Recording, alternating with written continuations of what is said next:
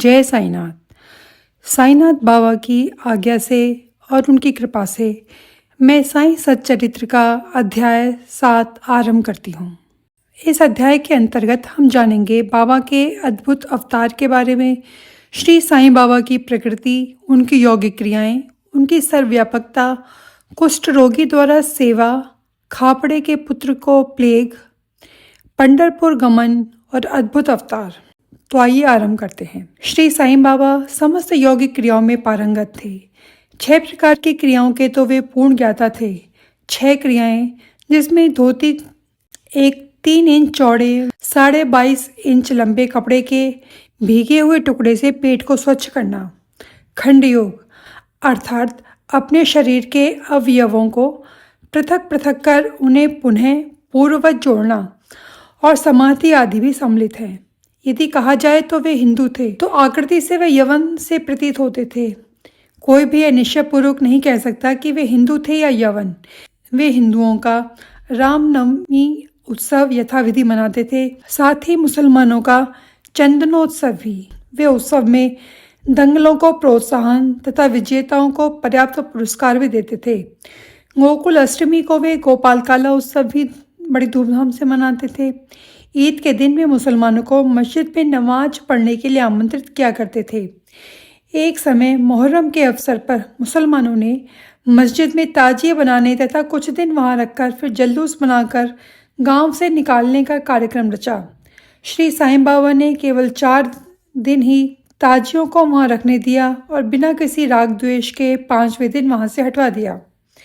यदि कहें कि वे यवन थे तो उनके कान हिंदुओं की रीति के अनुसार छिदे हुए थे, और यदि कहें तो वे हिंदू थे तो वे सुनता कराने के पक्ष में थे।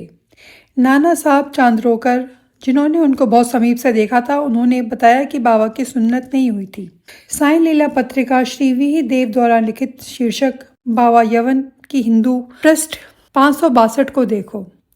यदि कोई उन्हें हिंदू घोषित करे तो वे सदा मस्जिद में निवास करते थे, और यदि कोई उन्हें यवन कहे तो वे सदा वहाँ धूनी प्रज्वलित रखते थे तथा अन्य कर्म जो इस्लाम धर्म के विरुद्ध हैं, जैसे चक्की पीसना, शंख तथा घंटानाद, होम आदि कर्म करना, अन्नदान तथा अर्घ द्वारा पूजन आदि सदैव वहाँ चलते रहते थे।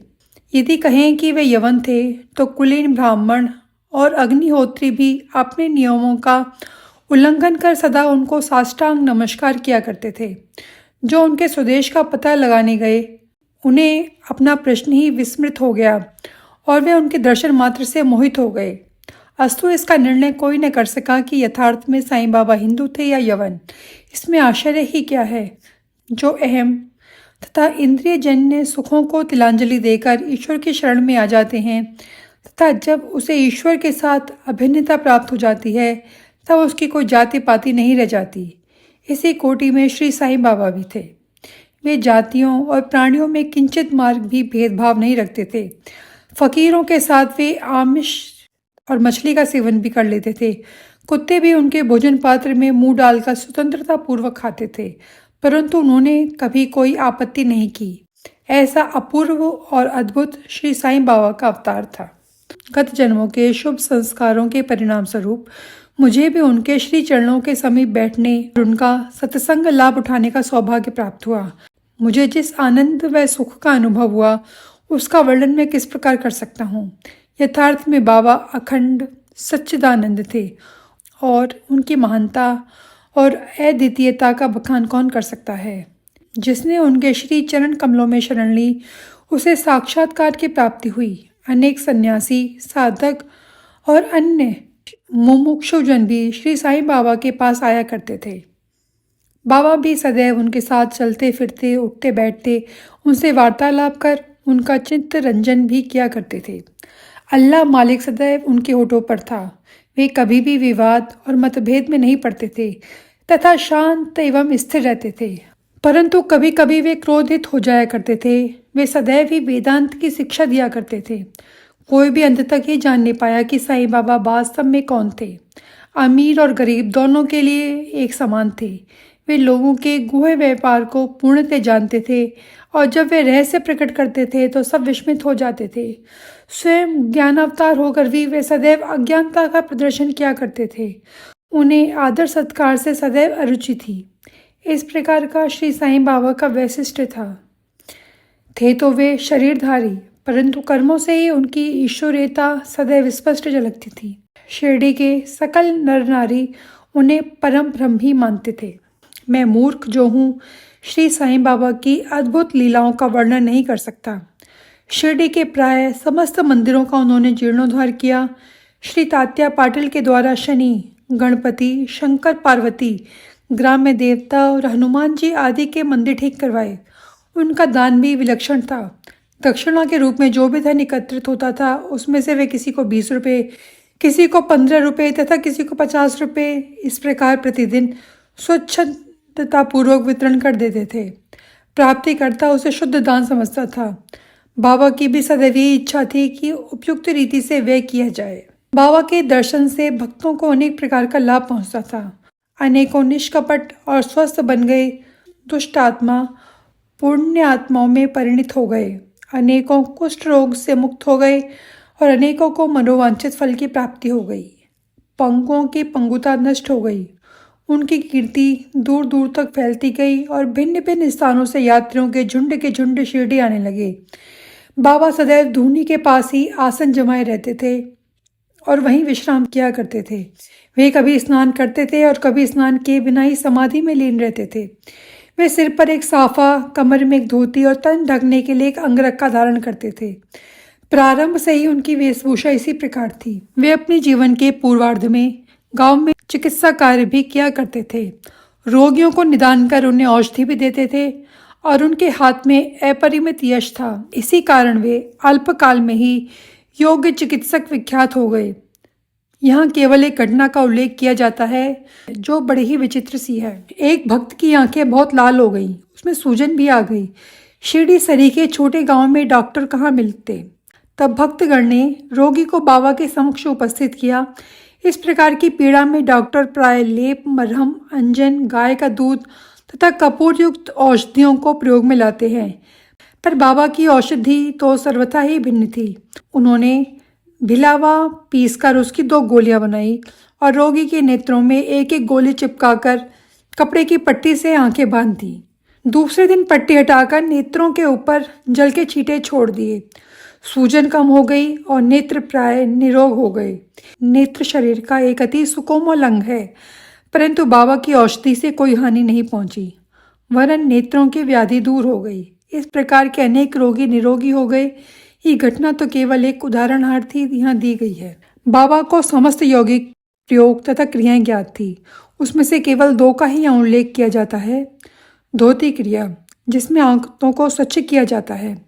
प्रति तीसरे दिन बाबा मस्जिद से पर्याप्त दूरी पर एक वट वृक्ष के नीचे किया करते थे। इस अवसर पर लोगों ने देखा, उन्होंने अपनी आंतों को उधर से बाहर निकालकर उन्हें चारों ओर से स्वच्छ किया और समीप के वृक्ष पर सूखने के लिए रख दिया। शिरडी में इस घटना की पुष्टि करने वाले लोग अभी भी जीवित हैं। उन्होंने इस सत्य की परीक्षा भी की है। साधारण धोती क्रिया एक 3 इंच चौड़े 22.5 फुट लंबे गीले कपड़े के टुकड़े से की जाती है। इस कपड़े को मुंह के द्वारा उदर में उतार लिया जाता है और उसे लगभग आधा घंटे तक रखे रहते हैं ताकि उसका पूरा प्रभाव हो जाए। तत्पश्चात उसे बाहर निकाल लेते हैं। पर बाबा की तो ये धोती क्रिया सर्वथा विचित्र और असाधारण थी। दूसरी क्रिया थी खंडयोग। एक समय बाबा ने अपने शरीर के अवयव पृथक पृथक कर मस्जिद के भिन्न भिन्न स्थानों पर बिखेर दिए। अकस्मात उस दिन एक महाशय मस्जिद में पधारे। अंगों को इस प्रकार यहाँ वहाँ बिखरा हुआ देखकर वे बहुत भयभीत हो गए। पहले उनकी इच्छा हुई कि लौटकर ग्राम अधिकारी के पास यह सूचना भिजवा दे कि किसी ने बाबा का खून कर उसके टुकड़े टुकड़े कर दिए हैं, परंतु सूचना देने वाला पहले ही पकड़ा जाता है, ये सोचकर वे मौन रहे। दूसरे दिन जब वे मस्जिद में गए तो बाबा को पूर्ववत हष्ट पुष्ट और स्वस्थ देखकर उन्हें बड़ा विस्मय हुआ। उन्हें ऐसा लगा कि वे पिछले दिन जो दृश्य देखा था कहीं वे स्वप्न तो नहीं था। बाबा बाल्यकाल से ही योगी क्रियाएं करते थे और उन्हें जो अवस्था प्राप्त हो चुकी थी उसका सत्य ज्ञान किसी को भी नहीं था। चिकित्सा के नाम पर उन्होंने कभी किसी से एक पैसा भी स्वीकार नहीं किया। अपने उत्तम लोकप्रिय गुणों के कारण उनकी कीर्ति दूर दूर तक फैल गई। उन्होंने अनेकों निर्धनों और रोगियों को स्वास्थ्य प्रदान किया। इस प्रकार प्रसिद्ध डॉक्टरों के डॉक्टर ने भी कभी अपने स्वार्थ की चिंता न कर अनेक विघ्नों का सामना किया तथा स्वयं असहनीय वेदना और कष्ट सहन कर दूसरों की भलाई की और उन्हें विपत्तियों में सहायता पहुंचाई। वे सदा पर कल्याणार्थ चिंतित रहते थे। ऐसे ही एक घटना नीचे लिखी जाती है जो उसकी सर्वव्यापकता तथा महान दयालुता का द्योतक है। सन 1910 में बाबा दिवाली के शुभ अवसर पर धूनी के समीप बैठे हुए अग्नि ताप रहे थे।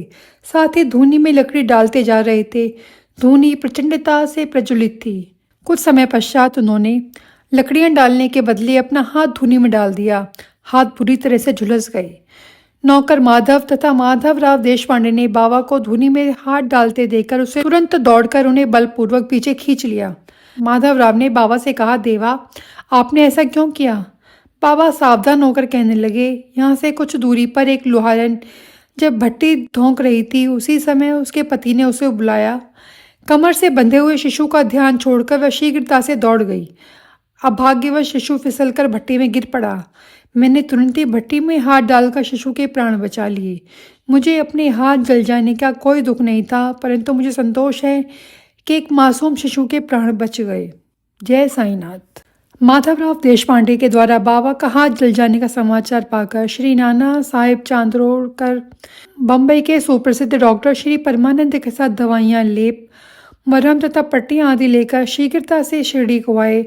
उन्होंने बाबा से डॉक्टर परमानंद को हाथ की जांच करने और जले हुए स्थान में दवा लगाने की अनुमति मांगी। ये प्रार्थना अस्वीकृत हो गई।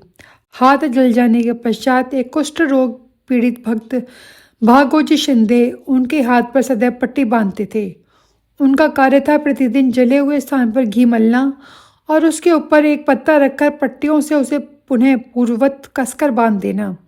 घाव शीघ्र भर जाए, इसके लिए नाना साहब चांदोरकर ने पट्टी छोड़ने तथा डॉक्टर परमानंद से जांच व चिकित्सा कराने का बाबा से बार बार अनुरोध किया।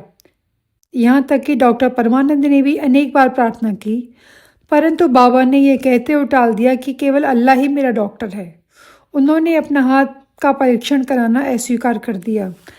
डॉक्टर परमानंद की दवाइयाँ शिरडी के वायुमंडल में न खुल सकी, न ही उनका उपयोग हो सका। फिर भी डॉक्टर साहब का परम भाग्य था जो बाबा के श्री दर्शन का लाभ हुआ।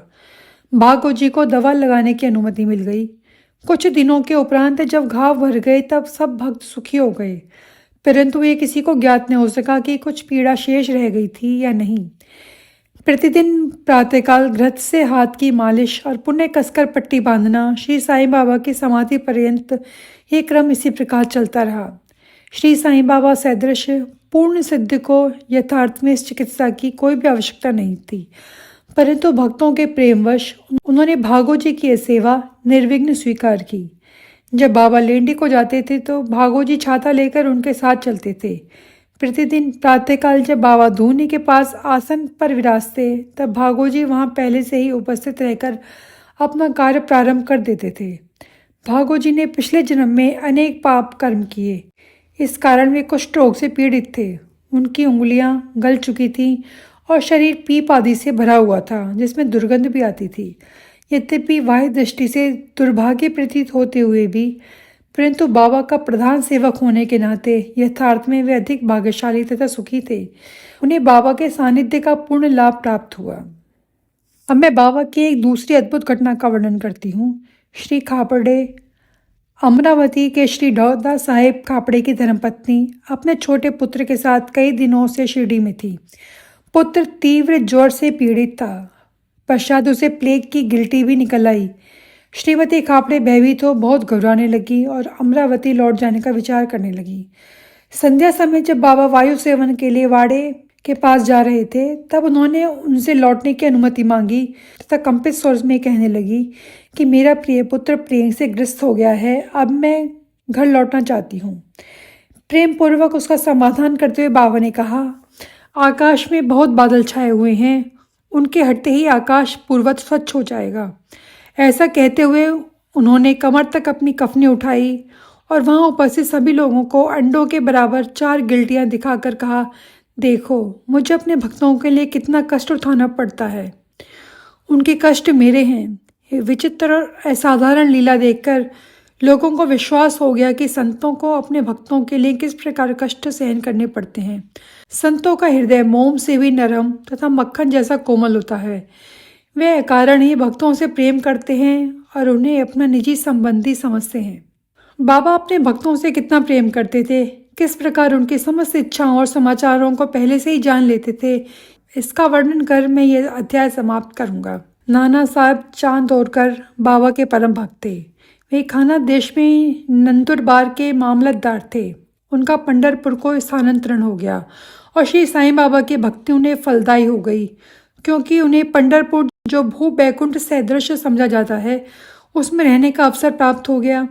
नाना साहेब को शीघ्र ही कार्यभार संभालना था, इसलिए वे किसी को पूर्व पत्र या सूचना दिए बिना ही शीघ्रता से शिरडी को रवाना हो गए। वे अपने पंढरपुर में अचानक ही पहुंचकर अपने विठोबा को नमस्कार कर फिर आगे प्रस्थान करना चाहते थे। नाना साहेब के आगमन का किसी को भी सूचना नहीं मिली, परंतु बाबा से क्या छिपा था, वे तो सर्वज्ञ हैं। जैसे ही नाना साहेब नीम गांव पहुंचे, बाबा पास बैठे हुए महलसापति अप्पा शिंदे और काशीराम से वार्तालाप कर रहे थे। उसी समय मस्जिद में स्तब्धता छा गई। बाबा ने अचानक ही कहा, चलो चारों मिलकर भजन करते हैं। पंढरपुर के द्वार खुले हुए हैं, पंढरपुर के द्वार खुले हुए हैं, ये भजन प्रेम पूर्वक गाएं। पंढरपुरला जायचे तिथे। सब मिलकर भजन गाने लगे। बाबा गाते जाते और भक्तगण उसे दोहराते जाते। कुछ समय में नाना साहेब ने वहाँ सहकुटुंब पहुंचकर बाबा को प्रणाम किया। उन्होंने बाबा से पंढरपुर पधारने और वहाँ निवास करने की प्रार्थना की। भक्तगण ने नाना साहब को बताया कि बाबा पंढरपुर वास के भाव से पहले से ही थे। ये सुनकर नाना साहब द्रवित हो गए, श्री चरणों में गिर पड़े और बाबा की आज्ञा उदी और आशीर्वाद प्राप्त कर वे पंढरपुर के लिए रवाना हो गए। बाबा की कथाएं अनंत हैं। अन्य विषय जैसे मानव जन्म का महत्व, बाबा का भिक्षावृत्ति का निर्वाह, बाईजाबाई की सेवा तथा अन्य कथाओं का अगले अध्याय के लिए शेष रखकर मुझे यहाँ विश्राम करना चाहिए। जय साईनाथ।